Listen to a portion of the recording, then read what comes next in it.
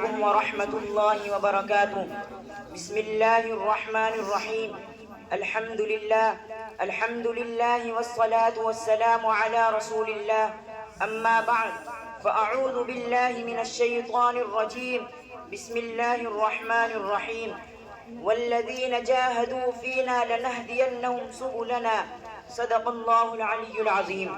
محترم حضرات، ہندوستان پر انگریزوں کے قبضے کے وقت ہمارے علماء زبان حال سے شعر کہہ رہے تھے: باطل سے ڈرنے والے اے آسماں نہیں ہم، باطل سے ڈرنے والے اے آسماں نہیں ہم، 100 بار لے چکا ہے تو انتہا ہمارا۔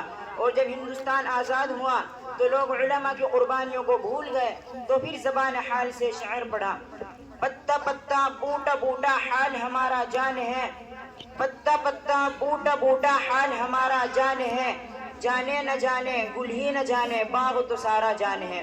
دوستو، ہمارے نبی صلی اللہ علیہ وسلم نے فرمایا تھا کہ حضرت آدم علیہ السلام سب سے پہلے ہندوستان میں نازل ہوئے۔ ایک روایت میں آیا ہے کہ حضرت آدم علیہ السلام سب سے پہلے جنت سے ہندوستان میں تشریف لائے تھے۔ حضرت علی رضی اللہ عنہ نے فرمایا تھا کہ سب سے بہترین خوشبو سرزمین ہند کی ہے، جس میں سب سے پہلے ہمارے والد محترم حضرت آدم علیہ السلام تشریف لائے۔ ایک روایت میں آیا ہے کہ حضرت آدم علیہ السلام کے ساتھ حجر اسود اور جنت کی خوشبو نازل ہوئی۔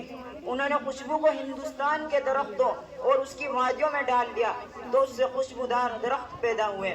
اس لیے ہندوستان ہمارا آبائی وطن ہے، ہم اپنے ملک سے محبت کرتے ہیں۔ انڈیا ہمارا ملک ہے، ہم اپنے مجاہدین آزادی کو مبارکباد پیش کرتے ہیں۔ حضرات، جب انگریز نے ہمارے ملک ہندوستان پر قبضہ کرنا چاہا تو جنگ آزادی کے دریا میں لاکھوں لعل و گوہر کا خزانہ نکل پڑا اور گلستان ہند کی بہاروں میں لا تعداد رنگ مہکنے لگے۔ حضرت شاہ ولی اللہ رحمۃ اللہ علیہ نے فوراً اس وقت کے راجہ اور نواب کو اس کی طرف توجہ دلائی کہ انگریز سے ہوشیار رہا جائے، لیکن راجہ اور نواب آپسی دشمنی اور عیش و عشرت سے باز نہ آئے، جس سے انگریزوں کا اثر بڑھتا چلا گیا۔ ان انگریزوں کے اثرات کو ختم کرنے کے لیے علماء میدان میں آئے، جن میں وہ مرد مجاہد حضرت ٹیپو سلطان رحمہ اللہ بھی نظر آئے، جو بہت بڑے عبادت گزار اور سنت کے پابند تھے۔ وہ اکیلے ہی ملک و ملت کو باقی رکھنے اور آزادی کی خاطر انگریزی فوجوں سے مقابلہ کرتے رہے۔ آخر یہ کہتے ہوئے شہید ہو گئے کہ شیر کی زندگی کا ایک لمحہ گیدڑ کی 100 سالہ زندگی سے بہتر ہے۔